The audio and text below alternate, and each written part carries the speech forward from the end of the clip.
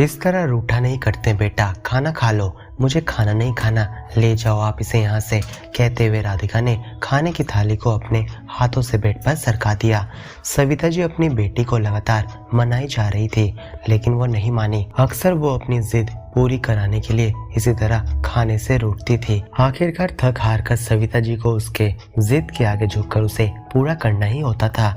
राधिका इस समय ऑनलाइन से एक ड्रेस ऑर्डर करना चाहती थी, लेकिन सविता जी ने उसे ये कहकर मना कर दिया था कि अभी कुछ दिनों पहले ही तो तुमने एक ड्रेस मंगवाई थी। राधिका हर महीने नए नए ड्रेस ऑर्डर करती रहती थी और एक पार्टी में केवल एक ही ड्रेस पहनने के बाद उसे दोबारा नहीं पहनती थी, ये कहकर कि माँ इसमें तो मेरे बहुत सारे फोटो पहले से ही हैं, मैं दोबारा ये ड्रेस पहनकर नहीं जाऊंगी। और इस तरह से उसने अपनी पूरी अलमारी नए नए कपड़ों से भर ली थी। माँ ने राधिका को बहुत समझाने की कोशिश की कि बेटा पैसों का महत्व थोड़ा समझो, इस तरह से कपड़ों पर पैसे बर्बाद नहीं करते हैं। तुम हर महीने नए नए कपड़े मंगवाती हो और फिर उसे अलमारी में ऐसे ही जमा करके रखती जाती हो।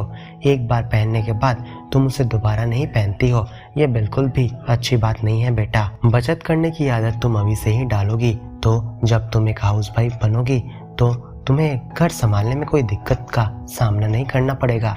लेकिन राधिका तो अपनी माँ की लाडली थी। राधिका सविता जी की कोई बात नहीं सुनती थी। सविता जी हमेशा उस पर लाड प्यार लुटाती थी और उसकी हर ख्वाहिश को भी पूरा करती आई थी। प्यार की वजह से राधिका बिगड़ती जा रही थी। कई बार राधिका जिद पूरी न होने पर ऊंचे स्वर में चिल्लाती, कभी बर्तन पटकती तो कभी खाना नहीं खाती, यहाँ तक कि माँ के डांटने पर वो उल्टा जवाब दे देती। कई बार ऐसा भी हुआ कि राधिका ने तो 2-3 दिनों तक अपनी माँ से बात ही नहीं किया और इस पर सविता जी का आत्मविश्वास कमजोर पड़ता गया।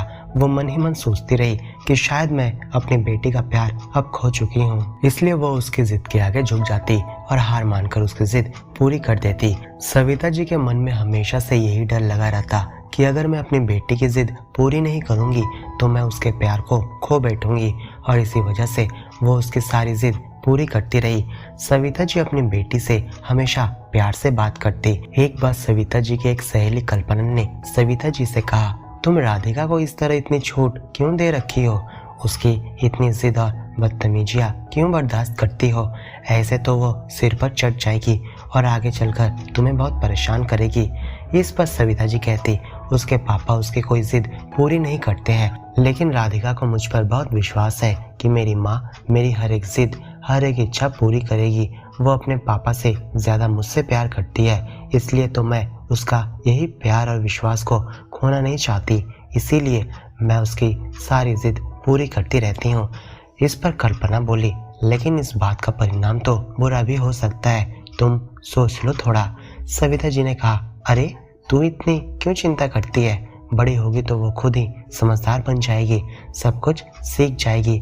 ऐसा कहकर सविता जी अक्सर बात को टाल जाती। इसी तरह समय बीतता गया। सविता जी के लाड और प्यार से राधिका बहुत जिद्दी होती चली गई और अपनी हर बात मनवाने के लिए कोई ना कोई तमाशा करने लगती। वो अपने दोस्तों की हर बर्थडे पार्टी में जाने की जिद करती और उन्हें महंगे गिफ्ट उपहार स्वरूप देने के लिए सविता जी से पैसे भी मांगती। घूमने फिरने, पार्टी करने और आए दिन नए नए कपड़ों की डिमांड करने से अब उसका पढ़ाई में बिल्कुल भी मन नहीं लग रहा था। आए दिन स्कूल में अब शिकायतें आने लगी। कई बार सविता जी इस बात को लेकर बहुत चिंतित होती, लेकिन उन्हें समझ नहीं आ रहा था कि वो अपनी बेटी को आखिर कैसे सही राह पर लाए। इतनी बड़ी बच्ची के साथ तो कोई मारपीट भी नहीं किया जा सकता और डांट का उस पर तो कोई असर ही नहीं होता, न ही वो प्यार समझती है, और दिन प्रतिदिन वो बहुत जिद्दी होती चली गई। राधिका के एग्जाम में अभी कुछ ही दिन बचे थे और वो फिर से पार्टी में जाने की जिद करने लगी और उसके लिए फिर से उसे एक नई ड्रेस चाहिए थी। इस बार बेटी की जिद को अनसुना करते हुए सविता जी ने हिम्मत दिखाई और उसे जोर से डांट दिया तथा पढ़ाई पर ध्यान देने के लिए कहते हुए पार्टी में भी जाने से मना कर दिया। राधिका बहुत जिद करने लगी, बर्तन पटकने लगी और खाना न खाने की धमकी देने लगी, पर इस बार सविता जी ने ठान लिया था कि उसकी कोई भी जिद पूरी नहीं करेगी। तुम्हें जो करना है करो, अब मैं तुम्हारी इन सब बातों में नहीं आने वाली। इस पर राधिका जोर से चीखने चिल्लाने तथा रोने लगी।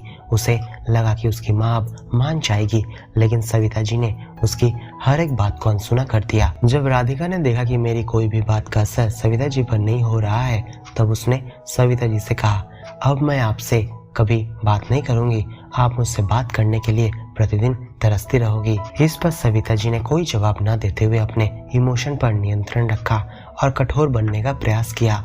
वह सोच रही थी कि अब तो चाहे जो भी हो जाए, वो अपनी बेटी की बेफिजूल की जिदों को कभी पूरा नहीं करेगी और अब वो अपनी बेटी को बुरी आदतों से निकालकर उसे सही राह दिखाएगी। कुछ दिनों तक जब सविता जी ने अपनी बेटी की कोई बात न मानी और उससे बात न करने पर भी उसे मनाने का कोई भी प्रयास नहीं किया, तब राधिका अपने आप से ही सही राह पर आ गई।